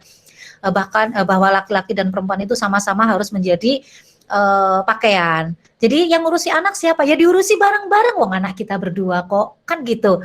Benar, anak juga ini loh kesalahan ya, mungkin teman-teman yang laki-laki di sini jangan merasa bangga ketika kemudian nanti kalian ditempatkan superior sehingga harus dihormati dengan cara menempatkan diri elit sehingga anak-anak takut pada kalian. Begitu anak-anak takut pada orang tua, kalian sudah kehilangan anak. Jadi sebenarnya anak-anak itu juga butuh profil bukan hanya dari ibunya, juga dari bapaknya. Means that you have to be kolaboratif parent, harus menjadi parent yang betul-betul dua-duanya hadir untuk anak. Gitu. Kalau hanya ibu, anak-anak juga akan kehilangan figur bapak, dan bapak yang tidak dekat dengan anak itu rugi loh, rugi banget gitu, karena dia nggak tahu bagaimana perkembangan anak dan kehilangan cinta dari anak. Jangan-jangan itu juga yang menyebabkan banyak ya di TV itu anak laki-laki membunuh bapaknya, itu kan banyak ya. Jangan-jangan ya karena memang tidak dekat gitu. Tidak dekat karena fungsi sebagai profil seorang laki-laki itu tidak hadir di keluarga. Jadi kalau teman-teman itu ingin sakinah mawadah, itu menarik juga. Nanti kapan-kapan Mbak Agnes kita ngomongin bab keluarga. Saya sedang menulis buku. Itu juga tentang konsep mawadah juga loh. Yang namanya mawadah teman-teman itu bukan bahwa yang laki-laki menuntut cintanya perempuan ya. Sekarang kan naudzubillah min dzalik ya. Banyak teman-teman ya mungkin beda norma ya dengan saya misalnya yang dari pesantren, yang dalam tanda petik udah menganggap bahwa kalau pacaran kamu cinta dengan aku ya tunjukkan cintamu itu dengan mau tidur misalnya, naudzubillah ya. Sekarang kan banyak anak muda yang begitu walaupun belum dalam ikatan perkawinan. Itu salah total loh. Karena bahkan dalam keluarga, misalnya tafsir nggak usah jauh-jauh, tafsirnya Pak Quraish Shihab. Mawadah itu artinya adalah pengosongan loh, pengosongan dari keinginan diri sendiri. Jadi yang disebut mawadah itu adalah orang itu cinta kalau dia sudah mengosongkan keinginannya. Jadi laki-laki yang mencintaimu itu akan menuruti apa keinginanmu. Gitu loh. Bukan kamu diminta menuruti keinginannya, itu berarti dia mencintai dirinya sendiri gitu. Jadi kalau kita menikah, kemudian suami kita bilang kamu jangan bekerja di luar ya, kamu jangan jadi pemimpin ya, itu berarti dia hanya mencintai dirinya. Sementara kita ingin beraktualisasi ya di luar misalnya. Atau kamu jangan pergi dengan siapapun ya. Kenapa nggak boleh? Nah nanti kalau kamu tertarik dengan orang lain, nanti aku kan kembalinya ke dia kan. Dia takut dengan dirinya gitu. Tapi kalau sebaliknya, kalau kita mencintai pasangan kita mengosongkan egoisme kita, itu mawadah. Jadi sebenarnya konsep mawadah warohmah itu adalah ketika orang di dalam cintanya itu sudah bisa menganulir gitu egoisme dirinya sendiri, dirinya sebagai sentral gitu, dan kemudian menjadikan orang yang dicintainya itu sebagai sentralnya. Gitu Mbak Agnes. Jadi nanti kalau pacarmu Mbak Agnes atau calonmu misalnya belum menikah, itu kok bilang, kamu jangan pergi malam-malam ya, jangan ini ya, jangan itu ya, terlalu posesif, itu artinya dia tidak mencintaimu, dia mencintai dirinya sendiri, trust me, gitu. Kalau dia mencintaimu, he will say, you do whatever make you happy, gitu pasti, apa yang membuatmu bahagia akan aku dukung, karena I love you, gitu. Jadi sebenarnya itu yang biasanya menjadi hambatan dan menjadi banyak pertanyaan. Kalau kita menjadi kayak saya misalnya menjadi dekan ya, bisa kebayang nggak sih, saya harus fokus ngurusi fakultas, saya harus fokus dengan pekerjaan-pekerjaan pelayanan yang begitulah. Terus keluarga saya gimana? Ya nggak masalah karena kita komunikasi gitu. Anak-anak dari kecil nggak ada ibunya, asal ada bapaknya, it's okay. Anak-anak ketika maghrib kayak gini Mbak Anes, di rumah kami itu, anak saya yang laki-laki di dapur bareng, nyemplung ke dapur semua, masak bareng. Itu kan lebih romantis gitu. Jadi kami sama-sama nggak ada yang kemudian bangun langsung makan gitu, nggak enak hati pasti. Jadi kami saling berbagi. Nah, apapun itu kalau berbagi ya, termasuk kepemimpinan, termasuk politik, kalau kita sharing power itu menjadi lebih ringan dan life will run smoothly ketika kita berbagi peran. Termasuk kalau kita berbagi kalau kita berbagi beban kan. Kalau laki-laki juga menjadi laki-laki dalam konstruk yang patriarki juga berat loh. Karena laki-laki harus menjadi kayak Superman gitu ya, nggak boleh sakit, nggak boleh lemah, nggak boleh nangis, nggak boleh mengeluh. Bayangin itu berat loh jadi laki-laki dalam konstruk yang patriarki. Ya nggak sih? Coba tanya itu, makanya harapan hidupnya kan lebih pendek daripada perempuan, jangan-jangan juga karena itu di antaranya. Harapan hidup perempuan kan lebih panjang di Indonesia ya, sekitar 75 tahunan, kalau laki-laki kan rata-rata 65, 60-65. Jangan-jangan salah satunya karena nggak bisa mengekspresikan perasaannya. Karena kalau nangis dianggap cemen. Itu berat loh. Jadi konstruksi patriarki itu, jadi tafsir-tafsir yang kayak gini ini sebenarnya memberatkan bukan hanya kepada perempuan, tapi juga memberatkan pada laki-laki. Maka lebih baik teman-teman coba kalau membaca tafsiran, bacalah tafsiran yang egaliter, yang menempatkan laki-laki dan perempuan setara, sehingga laki-laki juga bisa membagi bebannya dengan perempuan. Perempuan juga akhirnya menjadi setara, tidak menjadi selalu inferior dan tidak menjadi korban gitu. Sama-sama jadi korban sih. Gitu Mbak Agnes, jadi hidup ini jadi enak Mbak. Itu. Tahu-tahu waktunya udah mau habis loh, tinggal 3 menit loh, 2 menit loh Mbak. 1 menit kalau di laptop saya. Jadi gitu kurang lebih. Iya Bu, kita ini dapat tambahan plus materi kayak pranikah ya Bu, untuk mas-mas mbaknya di sini. Betul. Saya kalau ngajar kelas gender itu saya udah bilang, ini kelas ini kalian persiapan untuk menikah nanti loh, serius, karena ya ini akan membantumu untuk punya paradigm ya tentang how to build a good relation gitu with your spouse lah ya, dengan pasanganmu. Termasuk ke anak. Anak juga harus egaliter loh Mbak. Ini bukan hanya soal perempuan jadi pemimpin. Ke anak juga kita harus memberikan kita harus distributing power. Anak juga punya kuasa loh, harus kita bagi kekuasaan anak. Kalau enggak kita kehilangan anak. Coba anak teman-teman yang enggak pernah didengar orang tuanya, itu kan sebel toh. Akhirnya ya larinya ke orang lain. Jadi sebenarnya prinsip berbagi power itu bukan hanya antara laki-laki dan perempuan, tapi juga dengan anak. Wah, itu untuk next aja lah kita bicara soal membangun keluarga yang sakinah, mawadah, warohmah gitu ya Mbak Agnes ya. Dengan kita menjadi apapun gitu. Menjadi apapun kita gitu, tapi keluarga kita sakinah, mawadah dan penuh rahmah. Tuh. Wah, ini jelang maghrib beneran ini. Terima kasih Bu. Sebetulnya apa ya? Diskusinya semakin kesini semakin menarik. Saya sebenarnya ada pertanyaan, tapi karena mengingat waktunya mungkin di lain kesempatan mungkin Insya bisa Allah. saya tanyakan. Ya. Nanti saya kabari ya Mbak, kami sering ada diskusi kok di rumah gender, nanti kami kabari. Di fakultas juga nanti kita, itu umum kok, bisa untuk semua kok. Jadi nanti saya kabari teman-teman di sini. Baik Bu. Bu mohon maaf, ini sebenarnya ada pertanyaan yang masuk. Tapi apakah Ibu masih miliki waktu atau mungkin menyiapkan? Gak apa-apa Mbak, sudah ada yang jalan kok, nggak masalah, bisa sampai jam 5. Gimana? Oh baik. Nah. Ada satu pertanyaan saya bacakan Ibu. Oke, siap. Kok gambar saya nggak kelihatan di sini ya Mbak? Aku di mana ya Mbak? Sebentar. Penasaran aja ini dengan Google Meet. Kok diriku hilang ya Mbak di dalam Google Meet ini? Aku ada di mana? Lucu ya Allah, ini nyatek bener ini generasi X, soalnya nggak kayak kalian ini kan generasi milenial ya. Mbak, fotoku di mana Mbak? Di sini kok nggak kelihatan ya? Seharusnya ada ya? Di pojok. Biasanya di pojok. Oke Mbak Agnes, maaf ya Mbak Agnes, ini malu-maluin. Boten Bu, saya. Ya ini saya bacakan pertanyaannya Ibu. Dari Mas Asep. Bagaimana Ibu melihat realitas kesetaraan gender di Indonesia? Kita melihat perempuan diberikan ruang gerak dan kekhususan dalam hal-hal tertentu. Apakah pemberian ruang, kemudahan, dan perlindungan yang diberikan negara itu merupakan bentuk kesetaraan yang diupayakan negara atau justru semakin mengafirmasi keterbatasan yang dimiliki perempuan? Begitu Ibu. Iya, terima kasih Mas Asep, ini kayaknya juga pengamat ini ya, pengamat isu gender di Indonesia ini. Kelihatan pertanyaannya Mas Asep ya. Sebenarnya mungkin perlu ini juga ya, ini maksudnya kebijakan yang mana. Kalau saya compare dengan negara-negara lain sih sebenarnya Indonesia ini jauh lebih, kita lebih bersyukur ya menjadi orang Indonesia, karena akses kita itu jauh lebih terbuka gitu. Saya sedang menulis tentang Kongres Ulama Perempuan dan mempelajari tentang gerakan perempuan di Indonesia. Itu memang dari masa ke masa itu memang alhamdulillah semakin membaik.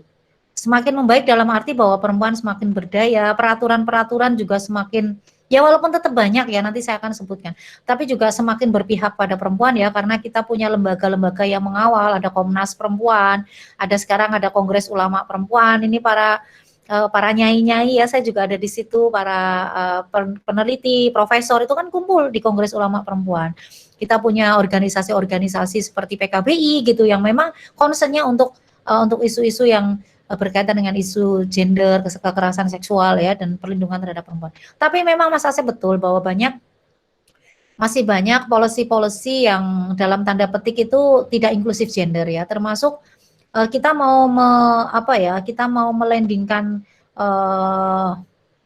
RUU kekerasan seksual itu saja belum landing ya, belum goal gitu.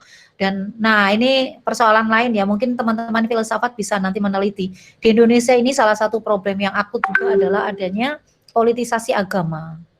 Teman-teman ingat nggak ketika Megawati mau naik? Itu kan hadis itu populer itu, la yuflihal qaumu walau imra'atan, gara-gara untuk menghambat Megawati kalau ingat. Jangan salah loh. Jadi Indonesia ini laku banget loh kalau udah pakai agama. Bahkan sekarang ini kan make up syariah, ya kan?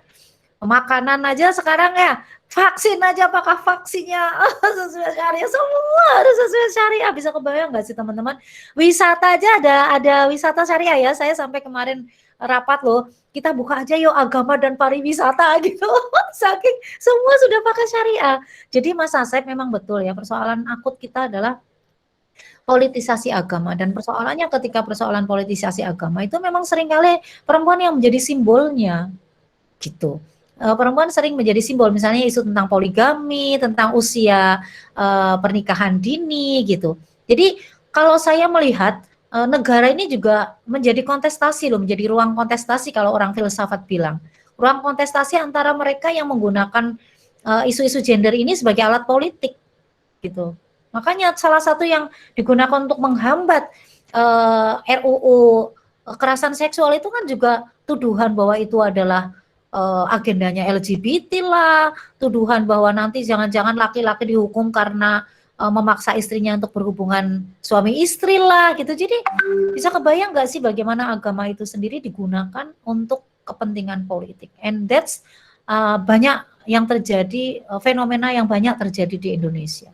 Gitu Mas Asep. Jadi ya gimana ya?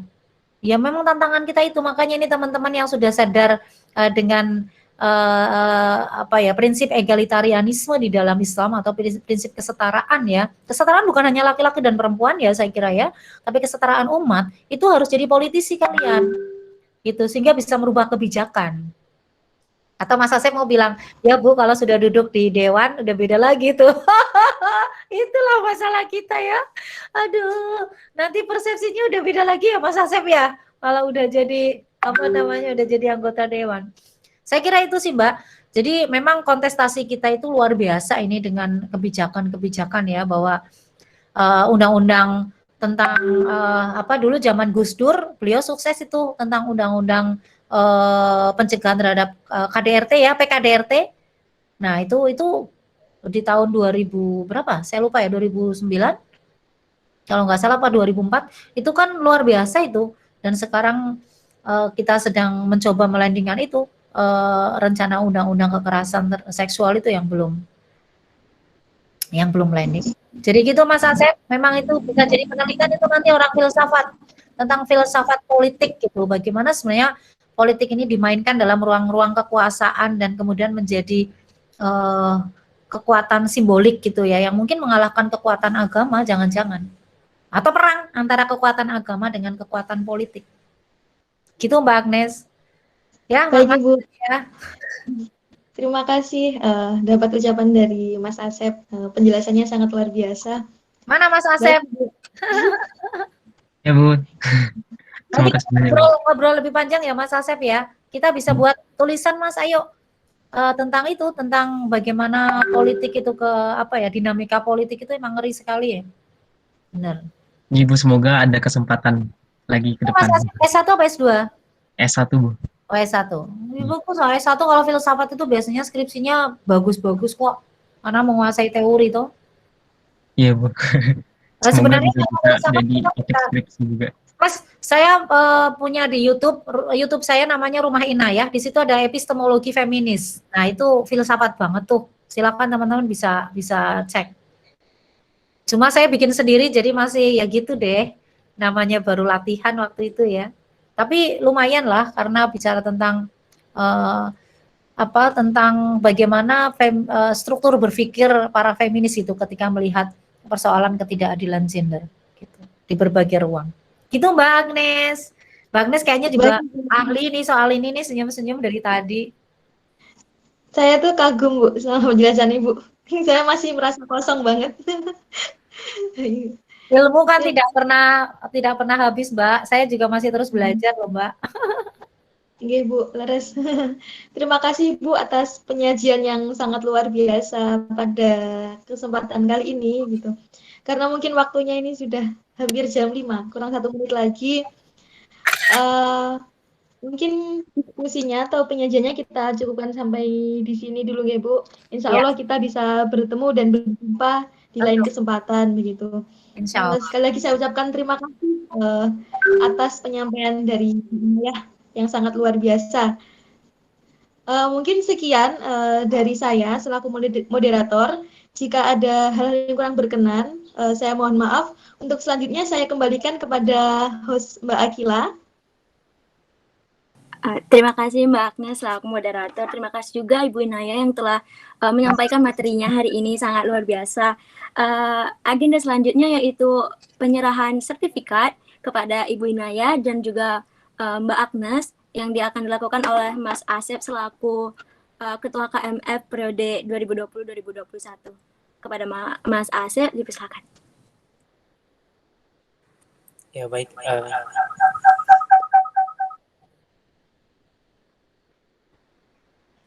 Ya, Assalamualaikum warahmatullahi wabarakatuh. Waalaikumsalam warahmatullahi wabarakatuh. Pertama tentunya mengucapkan terima kasih banyak kepada Ibu Inayah dan juga Mbak Agnes yang telah mengisi waktu senggang kita untuk menjelang berbuka puasa pada hari ini, yang telah menyampaikan materi yang luar biasa, yang insya Allah ini sangat banyak sekali insight yang dapat kita dapatkan dari acara kita pada sore hari ini. Dan ini kenang-kenangan yang dapat kami berikan kepada Ibu. Semoga silaturahmi dan komunikasi kita ke depannya lebih intens lagi, dan semoga KMF dapat senantiasa bekerjasama juga dengan mengutamakan, memperjuangkan hak-hak gender begitu. Mungkin demikian Bu, mohon diterima. Terima kasih. Terima kasih. Assalamualaikum warahmatullahi wabarakatuh. Waalaikumsalam warahmatullahi wabarakatuh. Keren, kalian keren. Terima kasih Mas Asep. Selanjutnya yaitu pembacaan doa yang akan dilakukan oleh teman kita, yaitu Mbak Lina Kurnia Dewi. Mbak Lina, dipersilahkan. Baik, Assalamualaikum warahmatullahi wabarakatuh. Waalaikumsalam. Waalaikumsalam. A'udzu billahi minasyaitonir rajim. Bismillahirrahmanirrahim.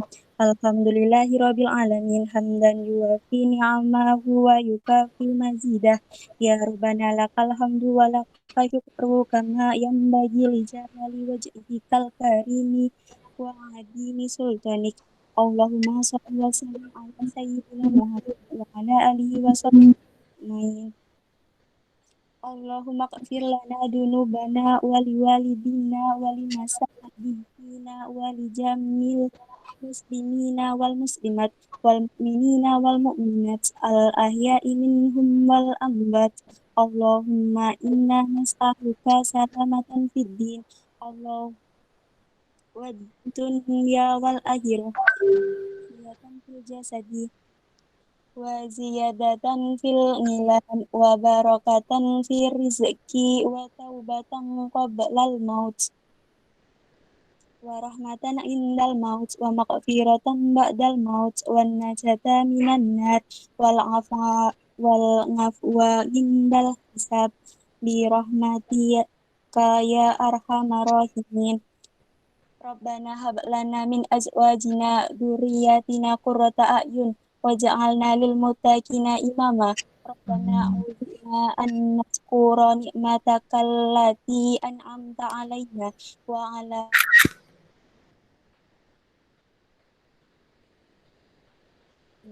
bi rahmatika fi ibadika sholihin. Rabbana la tu'akhidna in nasina aw ata'na. Rabbana wa la tahmil 'alaina isran kama hamaltahu 'alal ladzina min qablina. Rabbana wa la tuhammilna ma la taqata lana bih. Wa'fu 'anna waghfir lana warhamna anta maulana fansurna 'alal qawmil kafirin. Rabbana zalamna anfusana wa illam taghfir lana wa tarhamna lanakunanna minal khasirin. Rabbana taqabbal minna innaka antas samiul alim wa tub 'alaina innaka antat tawwabur rahim. Rabbana atina fid dunya hasanah wa fil akhirati hasanah wa qina adzabannar. Amin. Shadaqallahul azim. Sekian dari saya, kurang lebihnya mohon maaf. Wassalamualaikum warahmatullahi wabarakatuh. Waalaikumsalam warahmatullahi wabarakatuh. Terima kasih Mbak Lina. Selanjutnya kita mau foto bersama. Jadi teman-teman bisa di on cam kan? Ya buat teman-teman bisa kameranya di on kan, biar kita Udah banyak keluar ya? Iya, ada banyak keluar nih Bu. Soalnya udah sore ya, maklum. Ini kalian bukanya nyarinya di mana? Buat sendiri sih Bu. Ini kalian di Jogja atau di rumah masing-masing? Kebetulan saya di rumah Bu.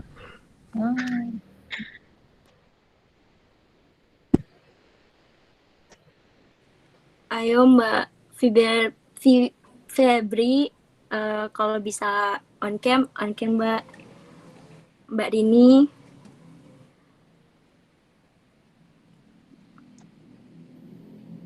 Mbak Rum, Mas Tito kalau bisa on cam. Ayo Mas Tito foto. Mas Asep kok ada dua itu? Dia mendua itu. Ya saya ini Bu pakai laptop sama pakai HP. Oke. Beda ya kalau Zoom sama ini ya, sama Meet ya. Kalau ini lebih Google Meet lebih apa sih namanya ya? Kuotanya lebih banyak mana? Lebih boros Zoom, Bu. Oh iya Google toh. Meet. Oh, oke. Jadi kalau mahasiswa lebih suka Google Meet ya? Google Meet karena lebih ringan sih, Bu. Karena kan jaringan nggak stabil. Kalau pakai Zoom kan sering kelempar keluar. Jadi Kalau ini lebih stabil. Kelebihannya itu. Oh iya dong. Oke. Iya. Tapi kalau fitur lebih banyak Zoom sih, Bu. Oke, apakah masih ada yang mau on cam lagi? Kalau nggak ada, saya pimpin untuk komunikasi ya. Oke. Langsung saja. Oke, senyum 1, 2, 3. Sekali lagi. 1, 2, 3. Mungkin dari Bu Naya ada request gaya, Bu. Ada apa? Ada request mungkin pose bagaimana? Saya mau ngikut kalian aja, kan kalian yang anak milenial yang pintar berpose. Oke. Kalau gitu Mbak Agnes mungkin Mbak gimana Mbak?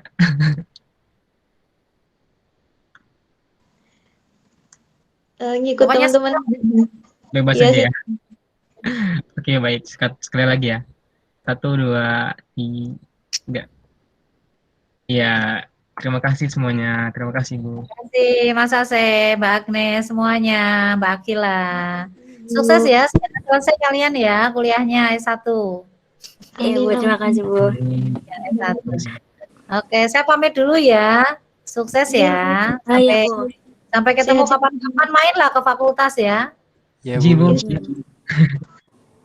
Biar ada kerjasama nanti antara fakultas. Nah, ini caranya keluar bagaimana ini? Yang tengah-tengah Bu. Yang tengah-tengah. Oh.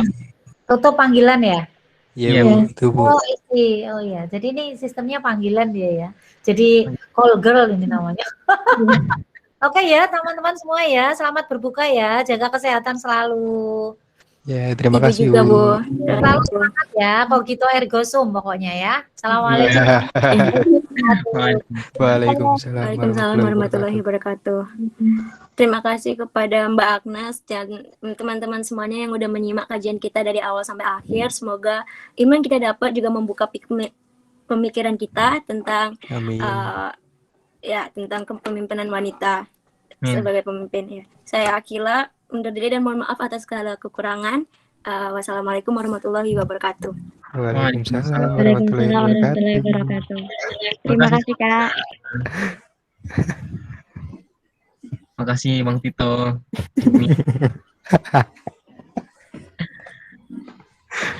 Jadi Eval, bagaimana? Nggak usah, kita langsung buka puasa. Membuka puasa dulu. Nanti diagendain untuk evaluasinya. Oke, siap. Oke, makasih banyak ya hari ini teman-teman semua Tito. Oh iya, jangan lupa kirim sertif. Dia apa di BC anaknya? Terima kasih teman-teman. Terima kasih. Ya, silakan selamat berbuka puasa semuanya. Ya, selamat berbuka puasa. Asep belum sih? Sabar Sep ya, masih 2 jam lagi. Sejam lagi juga aku. Makasih ya pokoknya. Ya, kasih. Oke. Sertif siapa yang bikin? Vivi. Ani. Asep. Hah? Asep. Nanti tak kirim kamu toh. Oke. Siap. Nanti yuk. Izin ya. Enggak, ini. Oh ya, Rin. Gimana? Duit gimana? Oh ya, mintain nomor rekeningnya aja. Iya, kemarin aku minta belum dikirim. Ya, nantilah aku minta lagi. Biar nanti dikirim. Ya, iyalah. Sama ini masih ada nggak ini? Halo Rin. Apa? Ya, kamu kirimin juga ke Mbak Agnes ya, ucapan terima kasih ya. Sama sertifikatnya. Siap. Sama ini dibuatin narasi ya. Narasi berita dari notulen tadi biar kita kirim ke Iman dan fakultas. Oke. Sep. Ini gimana kunjungannya ke siapa? Bingung aku. Enaknya ke siapa ya? Yang cakep Anjir. FKG apa? FKKMK ini, aja. Psikologi. Waduh. Lihat deh Psikologi. kegiatannya apa. Dari kemarin tuh banyak ngasih tuh. Ke MFTP kemarin udah berkunjung ke kita tuh, mereka aktif tuh. Udah nggak usah, tapi jangan mereka. Yang baru Kan aja mereka ya. udah. Iya, yang belum pernah aja. Sana aja ke itu, ke geografi. Bagus tuh. Boleh. Tapi OT. geografi siapa? Nggak punya nomornya aku geografi. JMMG. JMG kan? Apa JMMG? JMMMM. Oke, itu aja udah. Oke, Thank siap. you, guys. Minggu depan. Iya, minggu depan. Ya bukber gimana? Sama bagi takjil, gak jadi. Nanti dibahas di grup aja lah itu. Susah soalnya sekarang. Oke. Selamat berbuka puasa ya semua ya. Siap. Oke, thank you. Aku live dulu. Yuk. Assalamualaikum. Waalaikumsalam. Rin, jangan lupa ya Rin ya.